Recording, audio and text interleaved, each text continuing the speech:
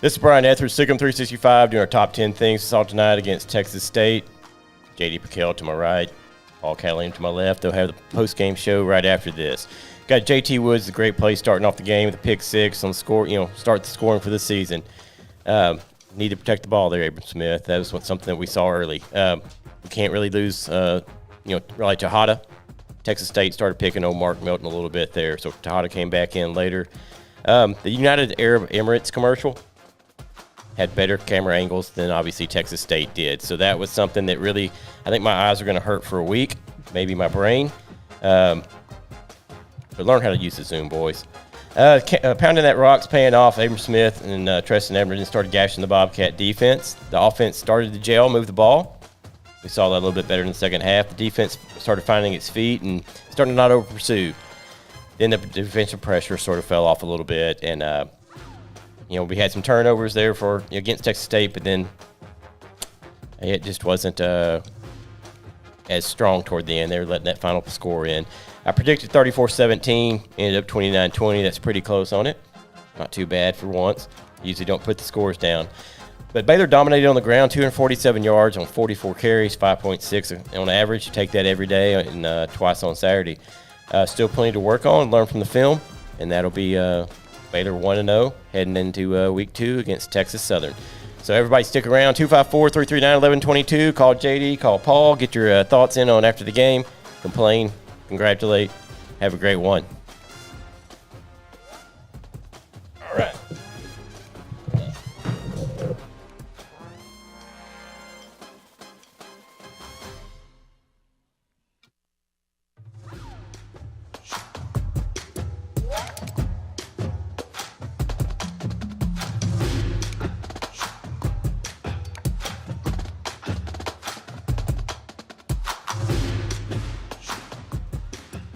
Welcome into the Sic'Em365, 365 Sports Baylor post-game show. Paul Catalina alongside my big 1-2 co-host, JD Piquel. And JD, more positives than negatives, obviously, because one, it's a win to start the season, and two, the running game is there. There's a lot of stuff they've got to clean up, but I think in this 29-20 over Texas State, the biggest thing you take away, there were no tragically terrible things. Yes. Nothing that will make you panic and go, oh man, if they weren't playing Texas State, that would have been really bad. They did some things they got to clean up, but your thoughts on the 29-20 win? Yeah, no such thing as a bad win. Let's just get that out there. I mean, a year ago, you had two backs go over 100 yards. I don't care if we're playing Waco Midway JV. You're still running for over 200 yards on the ground. That's a big deal. I felt like the offense had an identity, which was the most exciting thing to me. I mean, how many times we saw last year the offense going left and right and not forwards. And so just the fact they had an identity, it was very vanilla in their scheme. They didn't run Gary a whole lot. You had 4 carries for 9 yards. But agreed, there's not going to be a lot of guys that are doing sprints on Monday afternoon because of, something just egregious. So all in all, a lot of things to be excited about, but obviously still a lot to clean up. Yeah, 254-339-1122. That's the BetUS caller line or the Riverbend text line. Hit us up on both, whatever method of communication that you feel like. And we got our first call right off the bat. Let's go to Steven in Virginia. Steven, look, I said before the game you called into the pregame show. I just want to see some efficiency. I think we saw some efficiency. Your thoughts? So I definitely was really happy with about the first 3 quarters of the football game.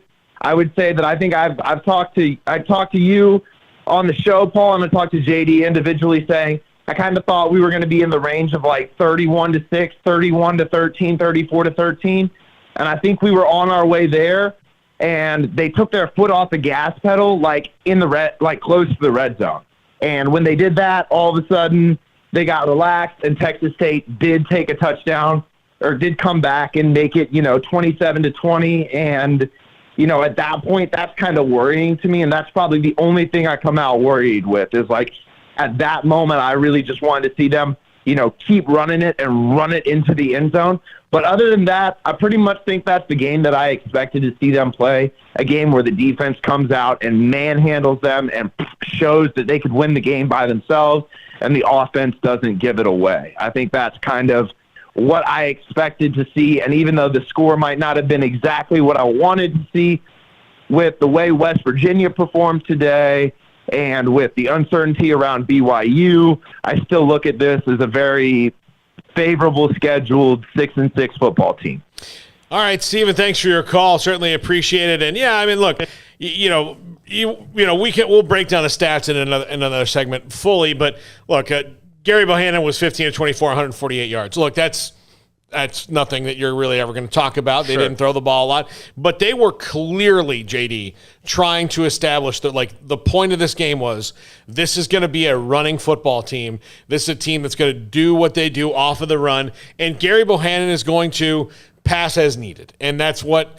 And that's probably what they need to do, to protect themselves a little bit right now as they adjust to this new system. And we saw a team that, was very, very, very committed to the run. Look, they threw 24 passes and they ran the ball 45 times. So, that ratio, when you can run the ball that much more than passing, I like that ratio anytime. And how many times last year did you have a guy go over 100 yards? Like once, maybe Squirrel Williams. And then, after that, you're like, okay, do we even want to run the ball? It felt like there were so many games last year you had your quarterback throwing 40, 50 times a game. And so the fact they're like, no, we're going to establish the run. We're going to bully you up front, and that's going to be the game. If we win by 9 points, that's fine.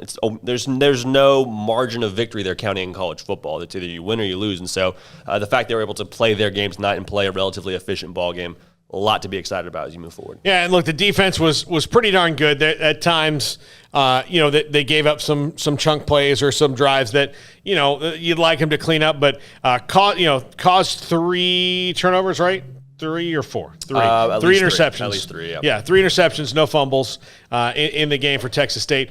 Baylor didn't turn the ball over, so that was big. They had a couple times where they almost did, but didn't. So they played an efficient game. This was a team last year that was not efficient in any way. So, like, I would describe the first rattle out of the box with this offense as efficient. Yeah. The defense, always efficient. The defense was really good. Like to see them get after the quarterback a little bit more, but all in all, again, you can't. I don't think you can begrudge them for that defensive effort at all, especially creating 3 turnovers. Yeah, and the temptation is looking at the scoreboard and saying, okay, you scored. Baylor did lose a fumble. Never mind, take that. Yeah, back. they lost the one with Abram Smith. They had another one on the turf. But the temptation is to look at it and say, okay, you weren't dominant against Texas State.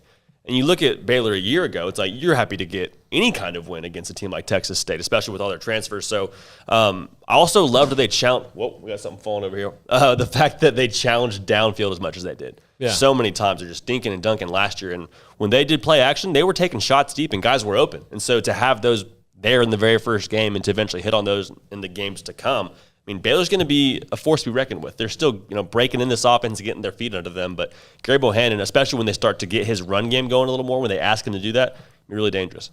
Yeah, absolutely. And let's see. Let's go to the text line. Scotty B, I know we didn't cover, but a win is a win. Just need to clean up those mistakes and finish drives better in addition to cut down on the penalties.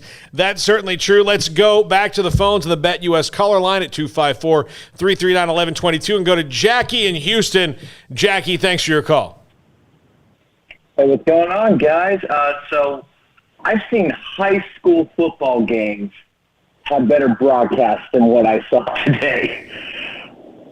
Yes. Absolutely. Yeah. 1,000%. We did a game off my phone a year ago, and it was equal quality, I would say. Yeah. That was not great. It was hard to follow. Like, we had a bunch of people here in the studio watching the game, a bunch of former players here with us, and the hard to follow, especially with the graphics. So at the end of the game, I'm looking at the scorebug, Jackie, and it's got Texas State's got 3 timeouts, and they're just letting Baylor run the clock. I'm like, if you have 3 timeouts down 1 score, like, why are you letting it go down to 20 seconds? Like, Poor call coaching. one of those. And I know Spavital's not bad. No, they just didn't know how to take it off. So, other thoughts about the game, Jackie? Well, I'm not going to get too mad. A win's a win at the end of the day. There are flashes of the offense that you could say, hey, this is going to work. The defense looks as great as ever, and don't have to worry too much about that. The only thing that I worry about is, like, we got to cut down on just those stupid penalties that were just unnecessary and really key moments where, hey, let's get off the field. We stop. Oh, a penalty that gives them the first down. So that's just my biggest complaint. Yeah. Jackie, thanks for your call. Again, if you want to be just like Jackie or just like Steven, you can give us a call, 254-339-1122. Yeah. Join the Cool Kids Club. I got no plans. This is where I am for the exactly. So future of Jeff on the chat on YouTube expected much more, kind of disappointed. That's fair. Yeah, our Rev said, 4.0 yards to carry, and we got that. It was a ball control approach, and they got it done. Paula says, we were at the game, and yes, it was a bit sloppy, but you can see promise with this team. Lots to work on to make it come together. There's a lot of things. DG, a bit sloppy, but for every great thing we did with the run and takeaways, we did something stupid with penalties, but we won, Sic'Em. And that's DG on the chat. So keep them coming to us again, 254-339-1122. Let's see. We can let's do a quick little score rundown from the rest of the country. Right now, A&M leads Kent State 27-3. Haynes King's thrown 2 picks in that game. That's tough. But golden flashes. But still in control in Kyle Field. Georgia leads Clemson with 8:23 left in the game, 10-3. So anybody hoping that game would be lit up scoring-wise, you are disappointed. Under's probably hitting. I don't even know what the under is. I don't even know what the over-under was, but it's not hitting. Yeah. Let's see. Florida over FAU 27-0. Washington beating Montana 7-3 in the fourth quarter with 11 minutes left to go. Barn burner. That's a weird one. UCLA over LSU 14-10 at halftime. And again, like it was a wild day in the Big 12, JD, for a couple different teams. Right now, Texas Tech leads Houston 31-21, 2 minutes and 5 seconds left in that game. So good for Matt Wells if he can most likely hold on to that with a 2-score lead in 2 minutes. Oklahoma State, 2 minutes left, and no Spencer Sanders. He's out with COVID. Yep. But they are only up on Missouri State by a touchdown, 23-16. TCU, no problems with Duquesne, 38-3. Tulane almost came roaring back. Yeah. But Oklahoma holds on 40-35. Iowa State in a rock fight against Northern Iowa wins 16-10. In a rock fight. I like that. I'm going to start saying that. Yeah. Texas over Louisiana 38-18. JD, we thought that one might be a little bit closer, but Louisiana doesn't have the horses on offense, and Sark's system looks like it's taking hold a little bit. I mean, how good was Bijan Robinson? Yeah, Bijan Robinson was good. 20 carries, 0-3 for a TD, also in the passing game. Kansas State really roughed up Stanford 24-7.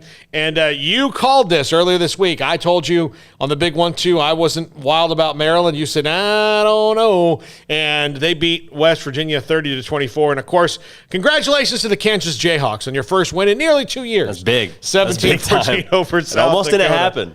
Yeah. Are you pro storming the field in that regard? Like in that scenario, are you okay with that storming the field? Here's the deal about storming the field. I think you need to save it for really in the court. Save it for really special occasions. That might have been a special occasion. It might have been a special occasion. It's definitely a special occasion. It's definitely a special occasion. It might be beating South Dakota and storming the field. It's like they hadn't won in 2 years. It's happy. It's happy and sad. I get it. You may not win again this year. I don't know. It might have been South Dakota State, which makes it a bigger deal, arguably. Yeah. Or was it South Dakota? South Dakota. Okay, then don't storm the field for South Dakota. Yeah. South Dakota State, you can storm the field. Yeah. Storm it. They're not going to win for another 365 days. So here's the thing about storming the field or the court or whatever. It honestly, like sometimes it is. It's kind of like, okay, when you're the fan base and you shout overrated to somebody, you are actually kind of insulting your own team. Tough. Yeah. So that's fair. It's backhanded. Yeah. If I'm shouting like overrated, you're like, oh, so the thing that my team just did is less than. So this is less impressive. It's less than impressive. Yeah. So what I like to do at games is I shout properly rated, completely accurate. Oh, so you're like, oh, so this is actually this is a pretty good pat on the back, actually. I know. Listen, I'm Simon Cowell. I'm truthful. Sometimes it stings, but I'm truthful. Yeah.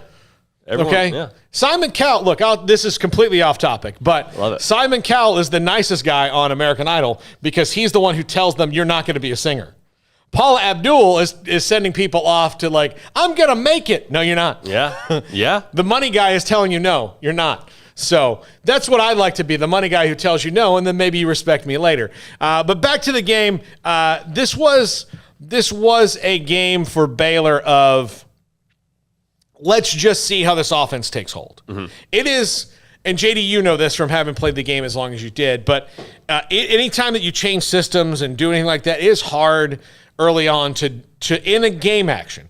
You can practice it. I mean, they've had, 20 spring practices and 30 in the fall or whatever they've had to do this offense. But until you do it against a guy in a different uniform, you don't really know what you're doing yet. Yeah. And this was the first time they got to do that tonight. Yeah, and the fact that they actually got to be in a rhythm against another opponent. Like, I think it's one thing also for the coordinators because you're, for the first time, calling against a defense that you have no idea really what they're going to roll out there with. Like, obviously you watch film and you have a game plan and all that, but when it's just you and you're calling the plays, it's like, all right, well, we got to figure out what we want to do here. What works? Is this guy going to tense up in the game? Is this guy going to play how he did in practice? And so everyone's sort of getting their feet wet and kind of guessing to a degree, if that's even fair to say. But, I mean, there's going to be a lot more impressive games from this Baylor offense. Like, this is not by any means the best this Baylor team is going to play. And I think you see Texas State on the other side, and you're like, well, it's probably the worst opponent they're going to play against, assuming that this is Texas Southern. Okay, so you're like, well, competition-wise, should they have scored more points? I think it's easy to wonder as a fan. And I think just the biggest thing is there is a lot of football left to be played and a lot they're going to work out kinks-wise. Like, the Baylor team you see now will be worlds different when they play BYU. Yeah. All right, from, let's see, Charlie Jackson, no bad road victories, but the coaches sure won't have trouble finding things to work on this week, and that is true. I mean, that is really true. They've got things, again, Abram Smith took care of the ball after he didn't take care of the ball. So, but again, that's something he's going to work on. And he was really good tonight, other than that. He was really good, straight line, what they needed. JD, I think, sometimes it's the little things, that you don't do well that you notice. Everybody loves a 50-yard touchdown pass or an 80-yard run. Sure. But the plays that happen most of the time are 4-yard runs. Yeah. Baylor did not have a lot of 4-yard runs last year. And I don't think people realize how really important those things are to be able to, line up, hand the ball off, and get 4 yards when you need 4 yards. They could not do that. Today, the first touchdown they scored on offense, of course, the first touchdown they scored was JT Woods' pick six. Sure. But the first offensive touchdown they had was a 4-yard run or a 3-yard run on 3rd and goal. They ran the ball on 3rd and goal when they wanted to and scored. Yeah. That is a huge deal.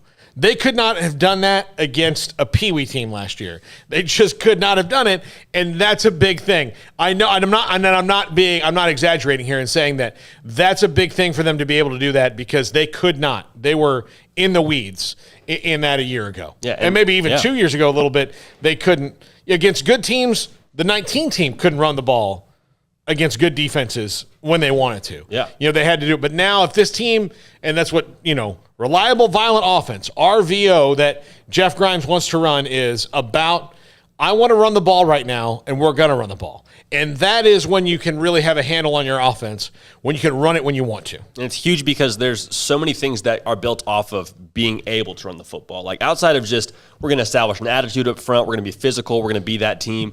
Outside of that, it opens up the rest of your playbook because we saw last year teams could just pin their ears back and go after Charlie Brewer because, you're not going to, one, try to run the ball. Two, even if when you do, you're not going to be able to move the ball against us in our base defense. And so the fact they can now go 3-4 yards a pop is like, okay, we have to honor that. And then also when we go play action, have to be worried about that as well. So it just allows you to be more balanced as an offense. And the fact they're trying to be more balanced is going to be worlds different than they were a year ago in terms of their production. All right, 254-339-1122. Okay, JD, I'm going to give a rule for the callers right now that we've given on the regular show that's going to apply here.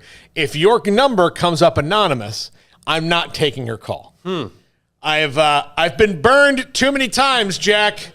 Too many times to do that, and I don't want that happening here. It's a good rule. Yeah, Hey, Paul, you're a member of that community, right? Yeah, I'm not. That was a weird day. That was an absolutely weird day. But let's go to Paul in Grand Prairie. Paul, thanks for your call. You're on the BetUS caller line. I'm just leaving the game right now, and wanted to just kind of make some comments. There were some positives out of this game. I mean, we had 2 running backs with over 100 yards each, and but the defense really seemed kind of weak on the front four. I mean, it's kind of surprising. Yeah, they did not stop the run like I thought they would today. I think they were pretty efficient overall. I mean, they didn't get burnt. Like, the secondary had a pretty darn good day. Yeah.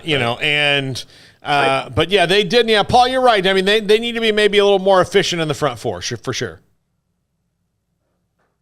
But, I mean, there's some positives coming out of this game. I mean, there's no doubt about it with the running. Yeah.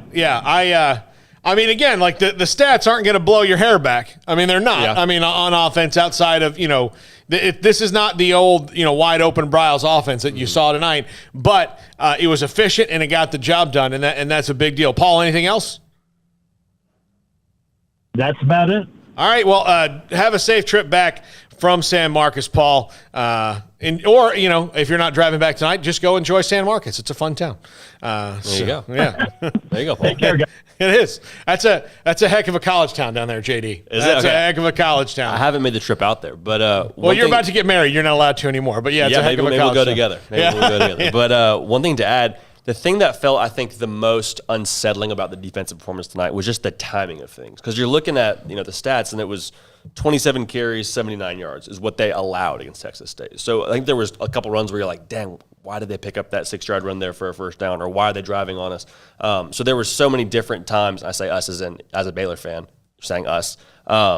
So as a whole, though, I mean, production-wise, you can't be too upset with the way the defense played, because there's a lot of things that I think you can be excited about. The pick six, the turnovers forced, but totally agree. Anytime a team like Texas State hangs 22 on you and it's a one-score game, there's some cause for concern, understandably. Yeah, and I think that the game probably shouldn't have been that close, honestly. But this is a team that was 2-7 last year. They've got to build to something. And look, they're probably going to win the first three, which is Texas, Southern, and Kansas. Okay, they're probably going to win those first three. Then look, Iowa State comes in here, and that's like, I think also people should not judge any team by the first week. No.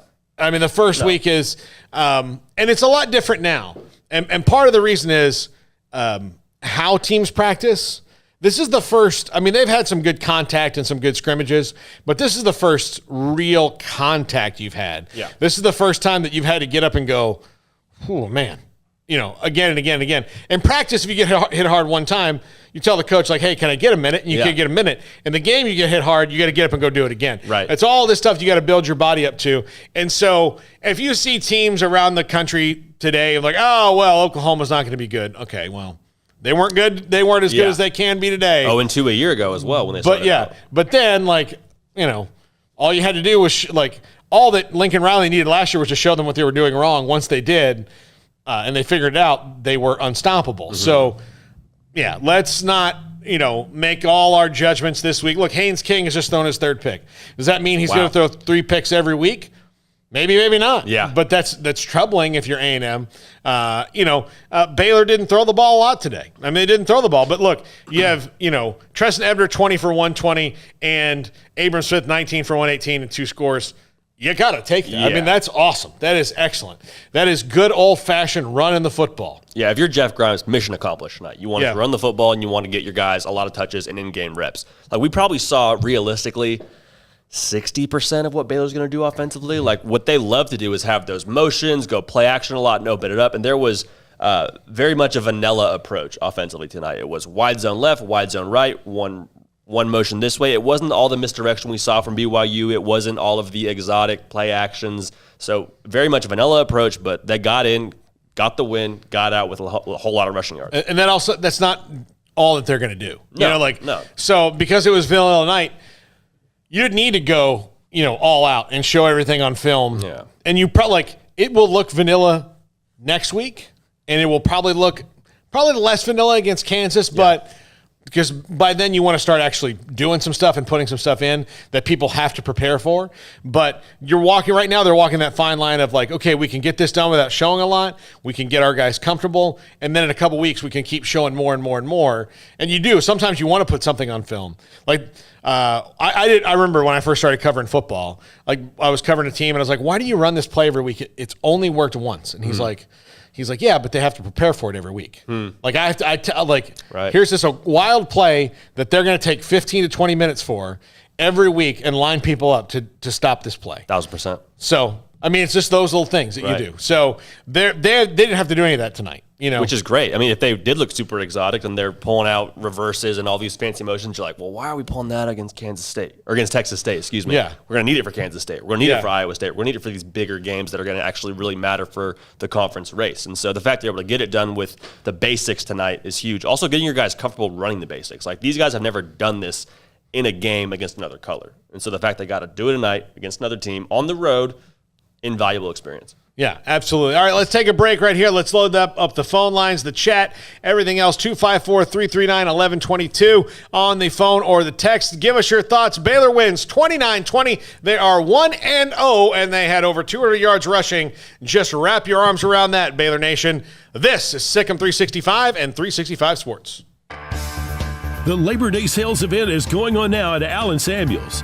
With the all-new 2021 Jeep Grand Cherokee L now arriving and in stock, this beautiful, rugged third-row seat carries the prestigious Jeep heritage. Come in today and see this all-new model and fall in love. Allen Samuels, located at 201 West Loop 340 in Waco. Come by. Let's be friends. See dealer for details. All offers have credit requirements.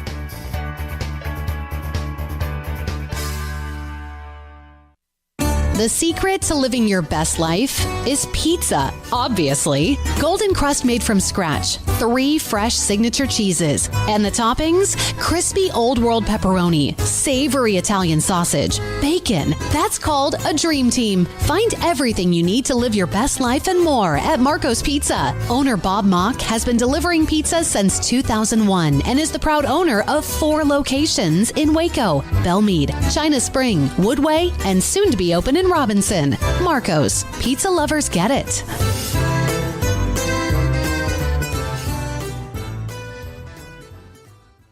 Do you or your kids get nervous about going to the dentist? Stonewood Dental. Dr. Steve Childress, he can help. I've spent a career taking care of patients who as children had bad experiences, and now they're adults that hate going to the dentist. If I get a kid at 3 years old and they come every 6 months and it's a happy experience, it's normal for them. Now they have an accident at 6 or 7 or 8 at school. Now they have a broken tooth or a trauma, and they have to come here. They're used to lights, they're used to the water in their mouth, they're used to experience, they already trust us. It's amazing what we can do with that kid without it being a negative thing. But if I see a 6 or 7 or 8 year old that's never been to the dentist, and now they have a trauma or an unfortunate unexpected toothache, it's harder to do that for that kid and it not be somewhat of a negative experience. So bottom line is I try to teach kids and adults and teenagers and everybody the way I'd want my family treated, which is where it's a necessary part of life. You just take care of it. It doesn't have to be that big a deal. Learn more, stonewood-dental.com. After my first car accident, I feared the biggest damage would be to my wallet. I expected a mountain of bills and a long, drawn-out process. But my Texas Farm Bureau insurance agent was there when I needed her and helped me get back on my feet and in my car in no time. Instead of a hassle, I got reassurance and a quick recovery. Stop by and see our agents at one of our 3 McLennan County locations. Coverage and discounts are subject to qualifications and policy terms and may vary by situation. Waco Regional Tennis and Fitness was built to help give you a chance to enjoy an elite tennis facility, but also to remain fit and reshape your body. And ahead of the curve with the explosion of interest in pickleball with instructors Joe Rosa and Jody Thurman and courts available. Like your body, Waco Regional Tennis and Fitness has gone through its own physical changes. Large flat screens stretched across the weight room with Wi-Fi available with their own app to enjoy news, business, weather, or sports. Beautiful sound of members working out, running, lifting, stretching, group exercise classes throughout each day. Personal trainers Christy London and Randall Corley. New look bar and lounge area with beer and wine with large flat screens. New touchless water fountains outside of each locker room, and both include shower, sauna, and whirlpool, and a world-class tennis courts facility and youth academy led by Pro Britt Cole. Fitness and tennis merchandise and a tanning bed. I promise you'll look and feel better. You just need to walk through the front door. It's time to react today, not tomorrow, at Waco Regional Tennis and Fitness, Lake Shore Drive in Waco.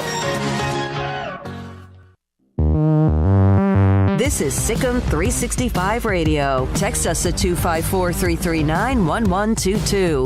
The Sic'Em365 Radio text line is sponsored by Riverbend Liquor and Wine, with the most extensive variety of craft beer in Waco. A hidden gem on Lakeshore Drive and 19th Street. Welcome back into the 365 Sports Postgame Show. Baylor wins over Texas State 29-20. And JD, like you dive into these stats, and I'm just going to run down them real quick here. The important things: Gary Bohannon, 15 of 24, 148, no touchdowns, no picks. That's the most important stat in his line tonight. Trust Ebner, 20 for 120, long of 17. That's 6 yards a carry right there.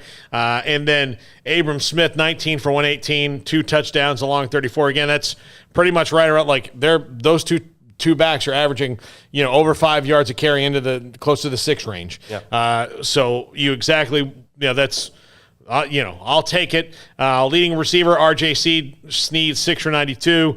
Tyquan Thornton, 5 catches, 46 yards. Good to see Tyquan Thornton exists again, because last year he was just not himself. And so Drake Dabney, 1 for 14, and, a couple other passes. But again, they only, had 15 completions, so it wasn't really that much of the focus tonight. Had a couple drops I saw, nothing great. JT Woods, the pick 6. Jalen Petrie had an interception that was maybe one spectacular move away from being a pick 6. Almost house and that, yeah. Jared McVay also had a pick. So the secondary had a great night. Special teams needs a little work. All the kickoffs went out of bounds. Yeah, tough. For he Rauschenberg. might be running. I said nobody's running on Monday. He might be running. Isaiah Hankins took over the kicking duties because John Mayer's out this week, and he was 2 for 3 on field goals. On defense, they gave up. McBride was 20 of 40, 156, a touchdown and 3 interceptions. They gave up 79 yards rushing. 3 different running backs had 8, 9, and 8 carries. So that 79 yards rushing, take it every single time. Absolutely. So, everything was good there. And again, special teams probably needs a little bit of work, but sure. This was an efficient game. This was, I think, Dave Aranda envisioned last year. I was trying not to do that as hard as I could for like a minute and couldn't do it. So I'm sorry, that was disgusting. But and there's nothing you can do. I think it was disgusting. Yeah, but I mean, if we're on live, everybody does it. Everybody does it. Yeah, I know. But we're on live. Nobody wants to see me sneeze. Happen now. Jack will take it out in post or put a cool special effect. Yeah. I love it. Yeah. No, but there's, like you said, a lot of things to be excited about. Like, if you walked away from this game as a Baylor fan being upset, you got to take a close look at the tape, because this is not the full version of what you're going to see for Baylor from the Big 12 play standpoint. Gary Bohannon played efficient, and like 60% of passes completed. Tyquan Thornton was made a priority in this offense. Again, last year he was hurt. Last year he wasn't really catered to quite as much as I think he needs to be. He's a big play, deep shot guy, and this offense is going to give him a lot of chances to do that. I mean, he had 5 catches, 46 yards. That's 9 yards a pop. I expect that average to be substantially higher once we get into this more exotic version of this offense, where you're going play action here, play action there. Already Tyquan Thornton's 40 yards downfield and he's scoring. And so that paired with Gary's big arm, I mean, he's a guy that likes to throw deep ball. I mean, he obviously is accurate in the short game, is still developing quite a bit, but when he uncorks it, that's what he wants to do. That's where he's at his best. One throw that he overthrew by about 17 yards. He's got a cannon. Just absolutely unleashed. And it's like, all right, you don't have to put out the full arsenal every time. Yeah. Sometimes. But, Austin Kaiser on the test, Gary Bohannon was mediocre. I wouldn't say mediocre. I would say that they really limited what they were going to do out of the quarterback position tonight. He didn't run the ball a lot. They didn't have called runs for him, really. They had that one option, which I guess is technically a called. Sure. It's the quarterback's choice. But they didn't do a lot of that stuff for him. They focused on Ebner, and they focused on Abram Smith, and that was the offense tonight. Remember, Gary Bohannon just won this job a little over a week ago. Yeah. So he hasn't been the starter, for real for a long time. Right. So I'm not surprised that from the quarterback position it was limited. Yeah. I think that was about to be expected. So seeing that and knowing that, like, mediocre is not fair. I think it's more they didn't ask him to do a lot, and they weren't planning on having him do a lot. Their plan was for the quarterback, for Gary Bohannon, to grow into that role. And like I said, when we talked about this, you and I on the big one too, whoever their quarterback is today may not necessarily be the quarterback at the end of the year, Sure. but that's... Yeah. Yeah, and the best part of his game, I think arguably a lot of people think he won the job because of his legs. Like the fact that he is a dynamic runner and is a great athlete, 4 carries tonight. So the best part of his game, arguably, or the most dynamic part of his game, arguably, wasn't on display. And honestly, as a quarterback, when you are a dual threat guy, being able to run gets you more in a rhythm passing. The game kind of slows down a little bit. You get hit, you get a chance to get your feet wet. So Gary Bohannon, again, like you said, tonight just ran the offense. That was his job. Run the offense, don't screw it up, hand it to Treston Ebner, hand it to Abram Smith. As the season progresses, I think we're going to see this offense get tailored to him a little bit more, and we'll see those carries go up. We'll see probably some, pass plays that he likes a little bit more. But tonight was just, here's what we're going to do. We're going to roll it out, and it's going to be good enough to beat Texas State. We'll go back to the drawing board and figure out how to best utilize his abilities in the coming weeks. Yeah. To the Riverbend text line now, and a bit of a mixed bag tonight, but happy with a win. This is from the 713, by the way. Offense actually looked like they had identity, which is a welcome change from last year. Running backs and receivers looked great. O-line looked improved. Gary looked like he could get the ball deep if necessary and make the plays he was asked to make. Defense maybe wasn't as dominant as they might have expected from a top 25 defense, but they still look great. Jalen Petrie for All-American. Some positive things to take from this, so I'll stay optimistic for the season. Sic'Em from the 713.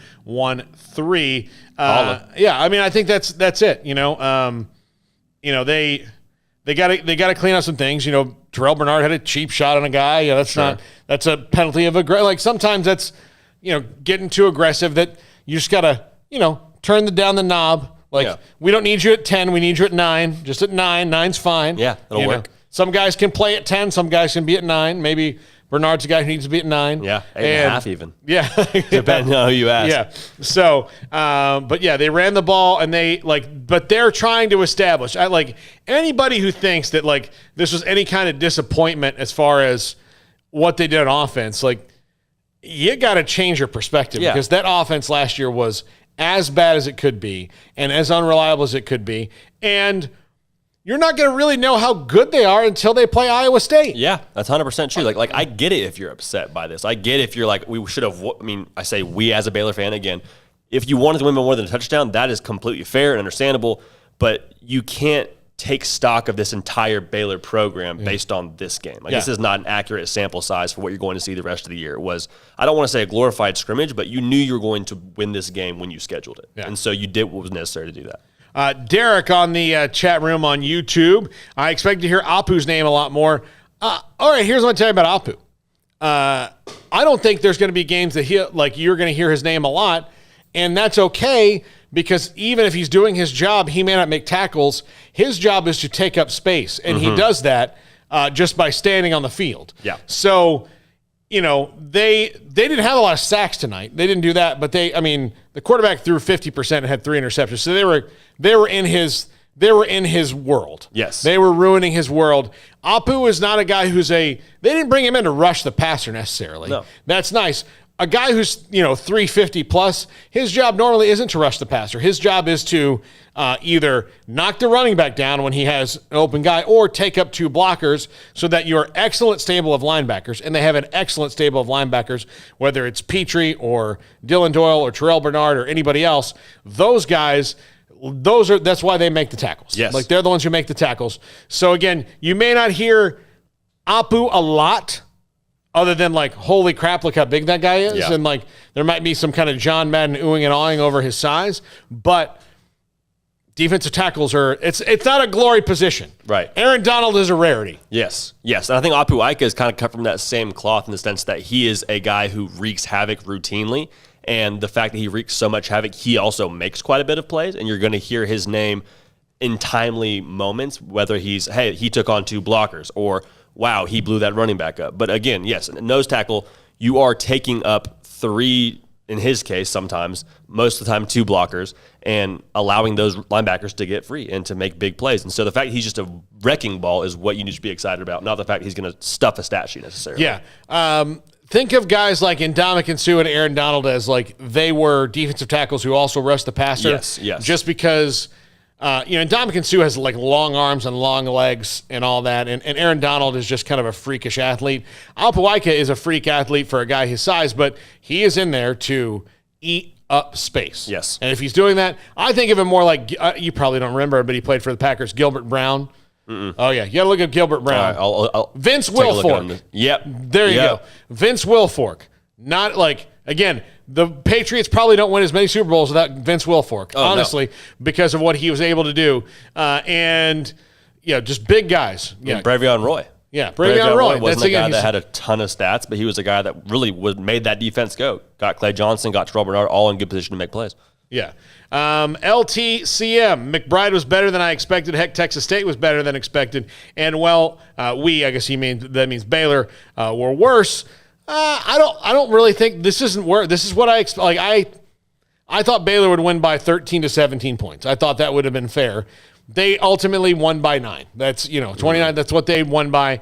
They won by 9. That's fine. They probably could have. If you don't give up, the fumble doesn't happen, then Texas State doesn't score. So they were in that realm. Yeah. They were there, and I would not call this game disappointing. I wouldn't call I don't think it's anything to I don't think you say screw the rest of them. Let's play Bama tomorrow. Right. But I think this team needs to build, and I think this was a good block on the foundation. Yeah, you trend about how you thought you would in this game. You probably want to win by more, but I think in terms of the tape itself, you're like, okay, there's a lot of great things to be excited about, and a lot of great things that I think are going to help them build towards the rest of the year. But no, if you're upset by this game, let's all calm down a little bit. Remember where you were a year ago?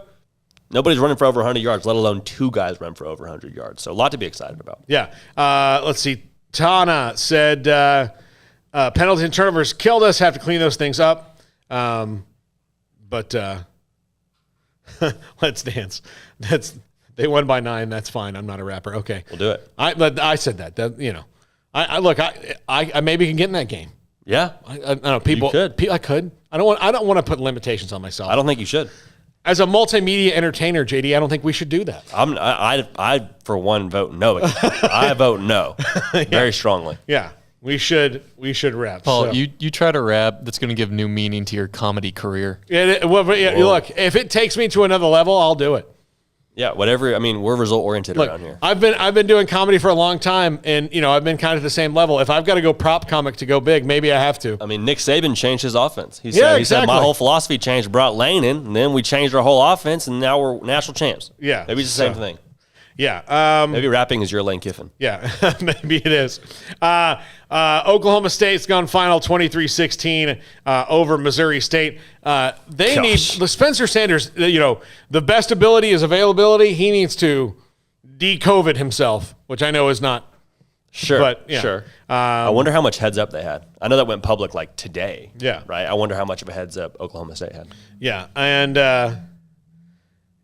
Montana, 31 seconds left in that game, and they are up on Washington 13-7 and just intercepted the ball. So the Grizz look like they're going to beat Washington. That's a good program. Yeah. By the way, Montana's a good program. There was a top 5 I did a couple weeks ago about teams that, if everything went the right way, could sneak into the college football playoff. 2 of the teams in that list, Washington and North Carolina. So, hey, North Carolina, let's say they run the table the rest of the way. I'm still on board with North Carolina. Yeah. I'm not jumping ship yet. No, but it's not good, though, first week when. Tough. It's a tough ask. Look, Washington can kiss it goodbye. They'd have to win every game by 50 on the way out, including the conference title game. And even then, since it only comes down to 4, the committee's going to be like, yeah, but you lost to Montana. You know what, though? If they expand the playoff, Washington probably sneaks in. But not this year. It's 4 this year. So yeah. I'm just putting us all in that mindset. We've seen crazier stuff happen in shorter time periods. And look, the mighty Clemson Tigers fall to Georgia 10-3 in a game that could pop up back at the end of the year. But the ACC is looking at that game right now going, all right, so if Georgia can hold them to 3, Georgia's got a stacked defense. Maybe we can hold them to 31. So go. Yeah. I don't think that, again, that game is probably not indicative of either of those team seasons, but Georgia probably won't lose again. Based on their schedule. They've got Florida, and that'll be a tough one, but you look at their schedule, that was getting past this one and winning that game is huge for Georgia because they are now, I say that week 1 and don't do it, but it's going to be tough for them to lose again. because of what their schedule falls this year. So. Assuming they'll play Bama in the conference championship. That'll probably be the next time they really have a tough test. But I mean, the SEC gauntlet's tough, though. But here's their schedule, though. UAB, South Carolina, Vandy, Arkansas, Auburn, Kentucky, Florida, Missouri, Tennessee, Charleston Southern, Georgia Tech. They have one ranked team and two that could maybe sneak in there in Kentucky and Auburn on the schedule for the rest of the year. Yeah. So, this was the thing, but they held Clemson to 3 points. That is impressive. That's big time. And that kid at Clemson, DJ Uyunglele, he's the real deal now. Like, that wasn't some slap they just rolled out there, some freshman. Like, and he was my pick to win the Heisman Trophy. We'll see if that happens or not now after this game. Yeah. But I mean, he's a stud. That wasn't just a slap. My pick is now offense. My pick is now Bryce Young. Really? Oh, okay. Lord. Yeah, he's a stud. I mean, they all went to the same. Him, JT Daniels, and Bryce Young. Bryce Young, DJ Uyunglele, JT Daniels, all from the same league in California, Trinity League. Yeah. So that's a quarterback farm out there. Yeah, it's where yours truly also went to high school in that league. Oh, really? Wasn't a quarterback, so that's why I'm here. It's a something. Well, it's also a JD farm. There we go. Are there other people like you out there? Or are you unique in your own right? Gosh. I think that's probably a whole other show, maybe. Yeah, like we'll get it. That's a whole other comedy act we can talk about. That could be another Lane Kiffin for you. Yeah, that's another thing. That's my lane.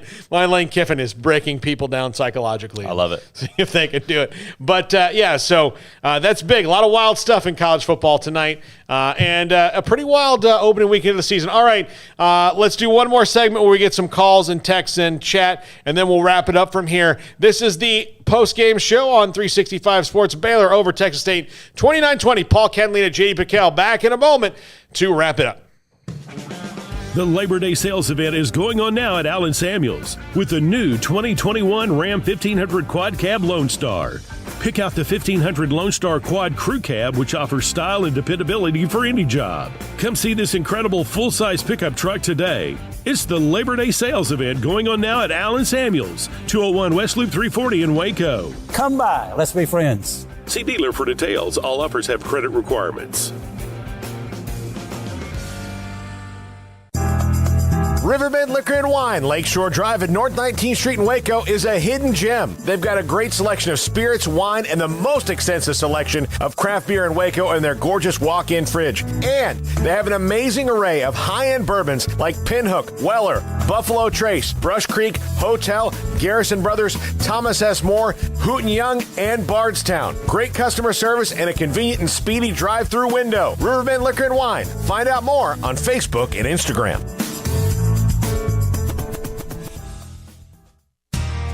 How did Edward Jones become one of the biggest financial service companies in the world? By not acting that way. Financial strategies, one-on-one advice, it's a big difference. And that's why Brad Wilson, your Edward Jones financial advisor, makes sense of investing. Experience the difference for yourself. Brad Wilson, 250 Sharon Drive in Woodway, 254-776-4337. Edward Jones, member SIPC. Boots add protection. Good boots help you climb better and move forward faster. And when your son or daughter steps into the boots of a U.S. Army officer, they also learn how to lead. In these boots, they'll gain more confidence with expert training in one of more than 150 occupational specialties. In these boots, they'll stand a little taller and lead a team with diverse backgrounds and areas of expertise to successfully accomplish whatever challenge comes next. In these boots, they'll earn respect with valuable experience from day one that will give them solid footing for success into the future. Highly qualified candidates who earn a spot on our team can receive comprehensive health care coverage, college tuition assistance, and a bonus of up to $40,000. See all the things your son or daughter can achieve in our boots at GoArmy.com. U.S. Army Waco Recruiting Company, 254-598-8131 or 254-776-1543.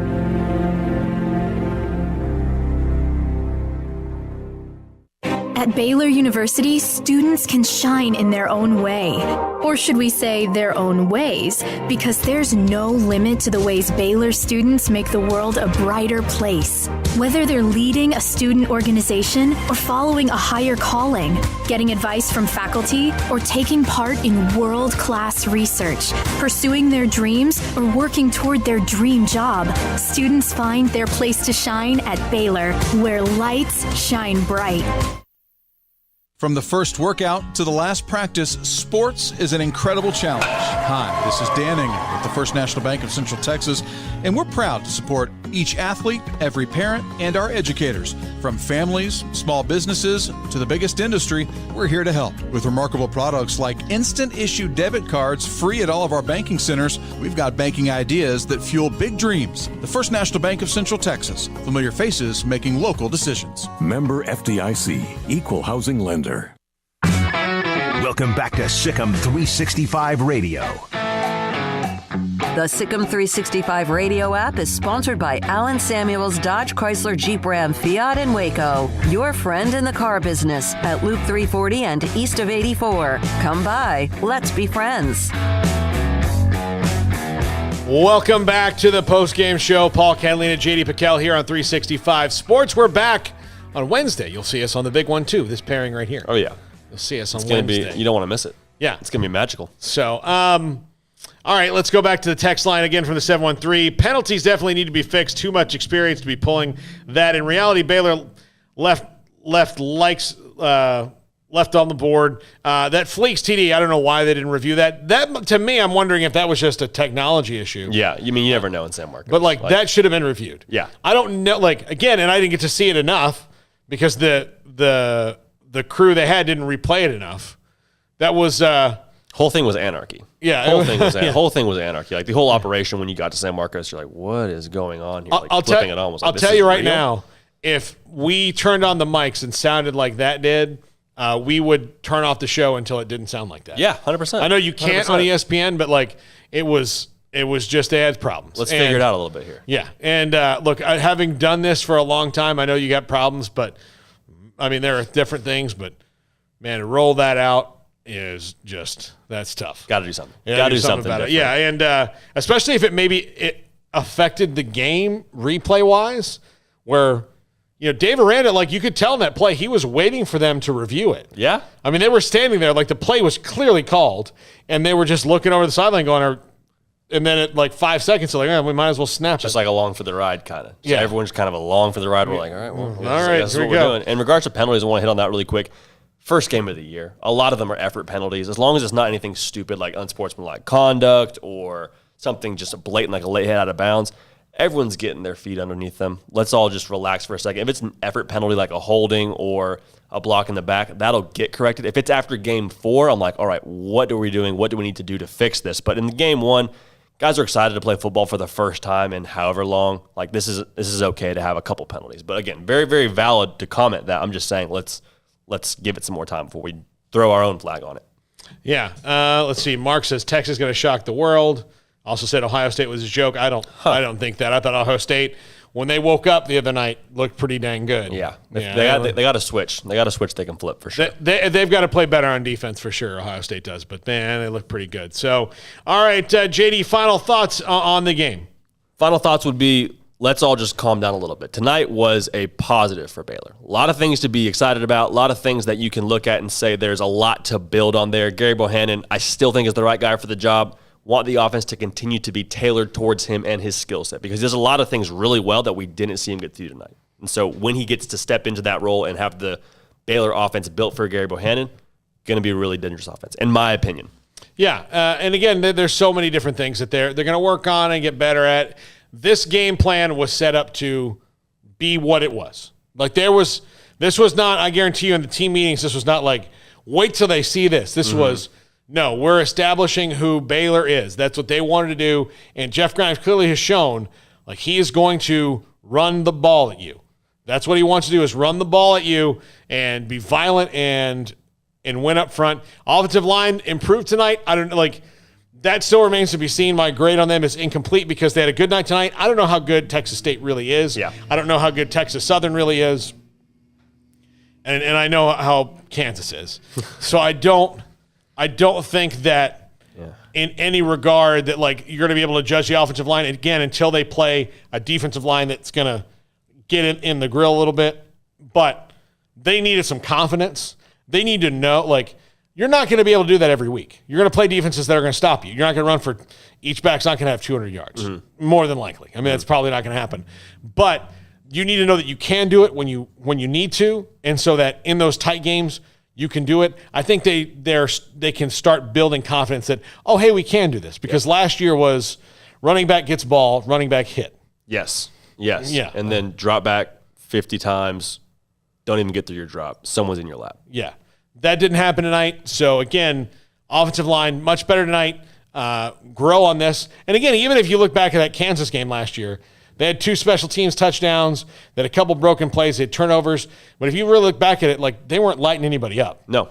You know, and so tonight was purpose, identity, purpose, all those things. Yeah, they lit people up tonight. They lit people up, and that's good. They beat a team they should have beat. Maybe not as bad as they should have beat them. But, again, the spread was, 13? 13, 14, and moved around there. Yeah. They won by 9. Okay, All in all, good day at the office. Yeah. No such thing as a bad win. Exactly. Got to win. 1-0. All right, we're back live on Sic'Em365 Radio on Tuesday. Big 1-2 on Wednesday. Fantasy football show, Smokies, Texas high school football show. All that stuff coming up this week on 365 Sports. Thanks for following us all day long, everybody. We love you. Have a great and safe Labor Day weekend.